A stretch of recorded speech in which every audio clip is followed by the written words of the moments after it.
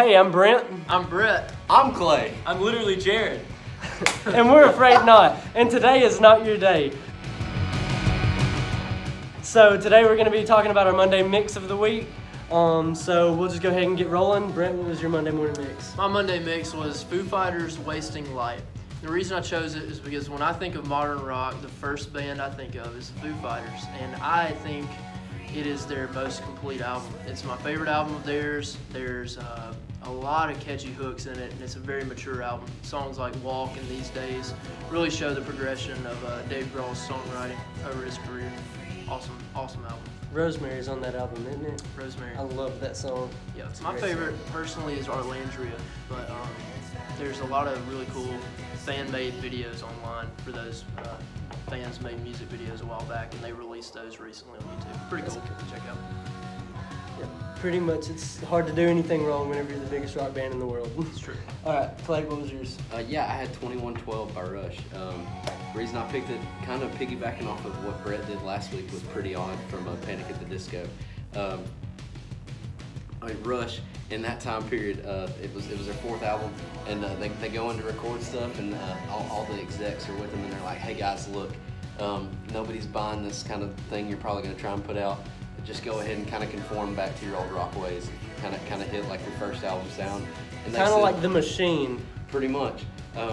But basically they said, all right, yeah, we'll do that. And then they didn't do it, and the first song on their album was a 20-minute sci-fi ballad that tells a wonderful story. Other songs on there, Passage to Bangkok, Tears, stuff like that. Some beautiful sounds in it. You got some lows, got some highs, a bunch of emotion throughout the whole album. But yeah, it's a very solid album. If you haven't listened to it, you really need to. Eurodis? That's me. Mine was Into the Outdoor by Led Zeppelin. It's not one of their most popular albums by any means, and it's not a very long album. It's only 7 songs, but it has one of my favorite songs, most beautiful songs I've ever heard of all time, and it's All of My Love. And if you haven't heard that song, like, you can just listen to that song on the album, and it'd be worth the listen, because there's is it a trumpet solo or is it a saxophone solo? I think it's a trumpet solo, and it's the best solo I've ever heard in my life. It's a toot. It's a horn solo. They tooted. Really good, but There's some tooting. You can't really go wrong with Led Zeppelin. Okay, so my Monday morning mix for the week was Battle of LA by Rage Against the Machine. The reason I picked that album by Rage is just because it's everything that you want out of a Rage album. Like, every single song is just totally explosive. Calm Like a Bomb is basically just Rage Against the Machine in a bottle. And it has, all of the Tom Morello guitar weirdness and, just like the catchy slogan lyricism. And yeah, that's why I like it. And I take a lot of inspiration, not always, from the inspiration of their songs, but I do take inspiration just from their passion and what they are saying, so that's why I picked them. We don't have any updates from the band, but so we're just going to talk about some of the newest releases from some modern bands, just some of the albums that catch our eyes. So, Brett, go ahead and get us started. Yeah, I appreciate you always going to me first. Yeah. No pressure or anything. Tool's new single release. Their full-length album's coming out on the 30th, but on the 7th they dropped their first single off of it, Fear Inoculum.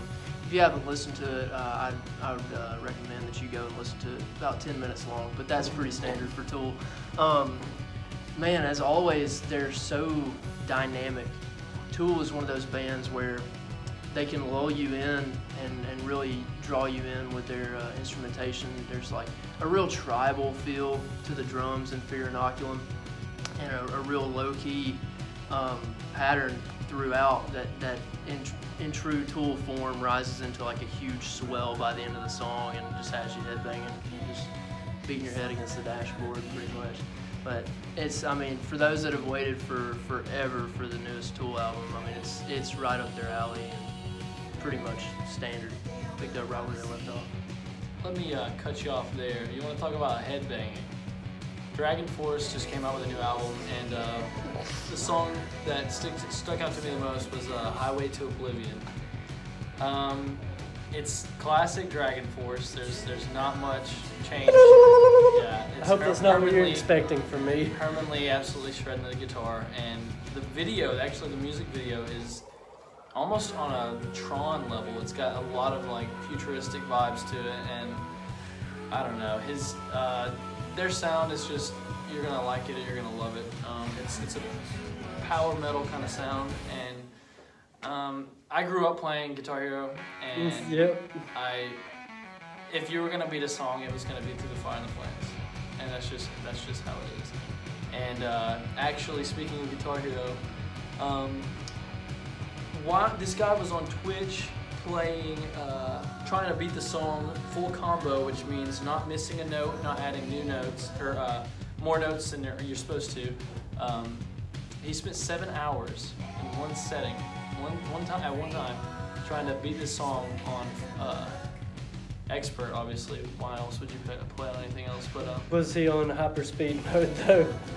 If he wasn't on It looked like hyperspeed it, I'll mode, tell it you that. doesn't count. It was good enough because Herman Lee actually dropped in the chat and checked out the video, That's or cool. checked out the stream. So it was really cool. It was really cool to see actual musicians coming and checking out some video game stuff. But yeah, I'm gonna have to check that out. I haven't heard anything like from it out, but dude, it's I pretty have to cool. check it out. Yeah, so also, it's not as new as these guys, the stuff they're bringing to you.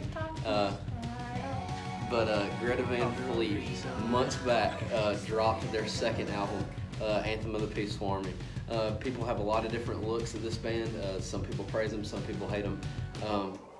Look, I'll just call it what it is. They're just kids having fun. They take a huge inspiration from Led Zeppelin, obviously. It's pretty apparent in their music and their dress, their hair. I mean, we understand that. But I got to commend them for at least having some fun with what they're doing. Went and saw them in Atlanta a few months back, and they can put on a show. You'll be feeling good whenever you're in there. You're going to have a good time listening to these guys.